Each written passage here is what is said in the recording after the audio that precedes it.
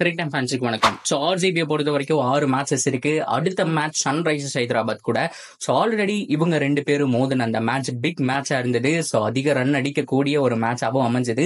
And second கேமும் அந்த மாதிரி இருக்குமான்னு கேட்டா இந்த கேம் ஹைதராபாத்ல நடக்குது. ஸோ ஃபர்ஸ்ட் பேட்டிங் யார் எடுக்கிறாங்களோ அவங்களுக்கு அட்வான்டேஜ். ஆர்சிபினால இந்த ஒரு கேமை ஜெயிக்க முடியுமா, பலம் வாய்ந்த எஸ்ஆர்ஹெச்சுக்கு எதிராக என்ன மாதிரியான ஸ்ட்ராட்டஜி யூஸ் பண்ண போறாங்க அப்படிங்கிற கம்ப்ளீட் டீடைலை இந்த வீடியோல பார்த்து தெரிஞ்சுக்கலாம். அதுக்கு முன்னாடி ஃபர்ஸ்ட் டைம் சேனலுக்கு வரீங்கன்னா மறக்காம சப்ஸ்கிரைப் பண்ணி சப்போர்ட் பண்ணுங்க. அப்போ அப்டேட் எல்லாமே எங்களை வந்து சேரும். சரி வாங்க வீடியோக்குள்ள போலாம். ஸோ ஃபர்ஸ்ட் ஆஃப் ஆல் ஆர்சிபியை பொறுத்த வரைக்கும் ஆல்மோஸ்ட் இலக்கரைக்கு இனிமேல் எதுவுமே இல்லை அப்படிங்கிற ஒரு சுச்சுவேஷன்ல தான் இருக்காங்க. ஸோ இந்த ஒரு சீசனை பொறுத்த வரைக்கும் 6 மேட்ச் வந்துட்டு ஃப்ரீயா ஆட போறாங்கன்னு சொன்னோம். இந்த 6 மேட்சஸ்ல எதுவா இருந்தாலும் எடுத்துக்குவாங்க. வெற்றியா இருந்தாலும் முடிஞ்ச அளவுக்கு பிளேயா புஷ் பண்ணி பார்ப்போமே அப்படிங்கிற மாதிரியும் எடுத்துக்குவாங்க.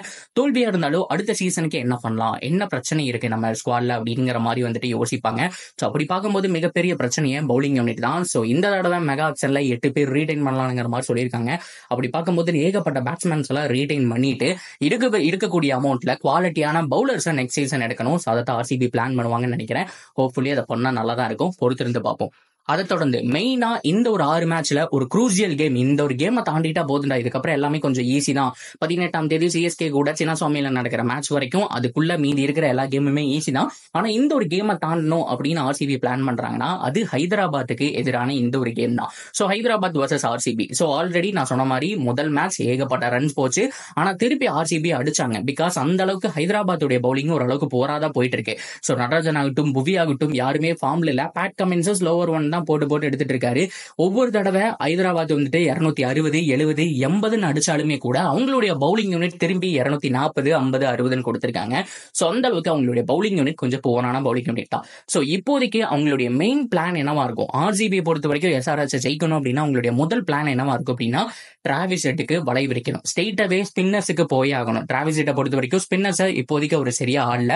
சோ அதுவும் பவர் பிளேக்குள்ளேயே நீங்க தைரியமா தூக்கி போடுற ஸ்பின்னர்ஸ் கொடுக்கணும். ஆர்சிபி பொறுத்த வரைக்கும் குவாலிட்டியான ஸ்பின்னர்ஸ் இல்லைன்னா கூட வில் ஜாக்ஸ் அது மட்டும் இல்லாம இருக்கக்கூடிய பவுலர்ஸை அவங்க ரொட்டேட் பண்ணியே ஆகணும். சோ குறிப்பா மயங்க் தகர மறுபடியும் உள்ள கொண்டு வருவாங்களான்னு தெரியல. ஸ்பின்னர்ஸ் வந்துட்டு குவாலிட்டியான பவுலர்ஸோட போனா மட்டும்தான் விக்கெட் எடுக்க முடியும்.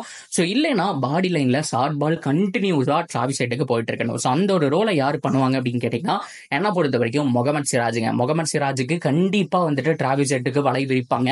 சோ ஃபீல்ட் செட்டப் மட்டும் இல்லாம அவருக்கு தொடர்ந்து வச்சு கண்டிப்பா பார்த்தோம் அப்படின்னா அந்த பாடி லைன்ல போட்டே ஆகணும். சோ இதை தாண்டி டிராவிஸ் ஹெட்டை விக்கெட் எடுக்கிறதுக்கு வழி இல்ல. கால்லயோ பேட்லயோ போட்டா வெளியில வீசிடுவாரு. சோ இவ்வளவு மரணத்தனமான ஃபார்ம்ல இருக்கிற டிராவிஸ் ஹெட்டை தூக்கறதுக்கு இது ஒண்ணுதான் வழி. சோ இதை தொடர்ந்து ஹென்ரிச், கிளாசன், மார்கரம் இவங்க எல்லாம் வந்தமே கூட மார்கரம் எல்லாம் அவ்வளவு ஃபார்ம்ல இல்லைங்க. கிளாசன் ஒருத்தர் தான் ஃபார்ம்ல இருக்காரு.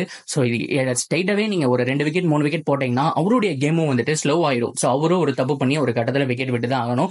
சோ அதுக்கப்புறம் பேட் கமின்ஸ் வரைக்கும் ஒரு டீசென்டான லைன் அப் தான் இருக்கு. முதல் வேலை டிராவிஸ் ஹெட்டை தூக்கிட்டாங்க அப்படின்னா ஆர்சிபிக்கு மிகப்பெரிய கண்டத்தை தூக்கின மாதிரி இருக்கும். சோ ஆர்சிபியை பொறுத்த வரைக்கும் போன மேட்ச் இருக்க சேம் 11ஓட தான் வரக்கான சான்ஸ் இருக்கு. கரண் சர்மா ஒரு ஸ்பின்னர் இருக்காரு. மேபி எக்ஸ்ட்ரா ஸ்பின்னர் வேணும்னா மயங்க் தகருக்கு போறதுக்கான சான்ஸ் இருக்கு. அப்படி இல்லைன்னா கரண் சர்மாவே கண்டினியூ பண்ணுவாரு. மேபி டிராவிஸ் ஹெட்டுக்கு அவரே கூட வலையும் விரிக்கலாம். என்ன நடக்க போகுது அப்படிங்கறத பார்க்கலாம். சோ இதை தாண்டி ஆர்சிபியோட 11ல சேஞ்சஸ் இருக்காரு. சோ அவங்களுடைய 11லயே பார்த்தோம் அப்படின்னா பெருசா சேஞ்சஸ் அப்படிங்கிறது இருக்காரு. ஆர்சிபி பொறுத்த வரைக்கும் ஸ்ட்ரெயிட்டாவே அவங்க யோசிக்கக்கூடிய பிளான் என்னவா இருக்கும் அப்படின்னா ஃபர்ஸ்ட் பேட்டிங் கிடைச்சதுன்னா ஸ்ட்ரெயிட்டாவே 220+ அப்படிங்கிறது போட்டாகணும். குறைஞ்சபட்சம் 220. ஏன்னா அவங்களுடைய பேட்டிங் லைனப் ஒவ்வொரு தடவையும் 250, 60 அடிச்சிட்டு இருக்காங்க. சோ அதனால 220 எப்படி போன மேட்ச் சேஸ் பண்ணும்போது அடிச்சாங்களோ அதே மாதிரி ஒரு குவாலிட்டியா ஒரு சூப்பரான டார்கெட்டை போட்டுட்டு ஸ்ட்ரெயிட்டாவே அண்டர் பிரஷர்ல ஒரு பவர் பிளேக்குள்ள பார்த்தோம் அப்படின்னா ரன்னும் கண்ட்ரோல் பண்ணும். At the same time Travis ஹெட்டையும் தூக்கிட்டாங்க அப்படின்னா சோ வின்னிங் பெர்சன்டேஜ் அப்படிங்கிறது ஆர்சிபிக்கு அதிகப்படியான சான்ஸ் அப்படிங்கிறது இருக்கு. இதை தாண்டி ஸ்பின்னர்ஸை தாண்டி ஃபாஸ்ட் பவுலர்ஸ் நல்லா பண்ணணும் அப்படின்னா ஃபர்குசன் மேல கண்டிப்பா நம்பிக்கை இருக்குங்க.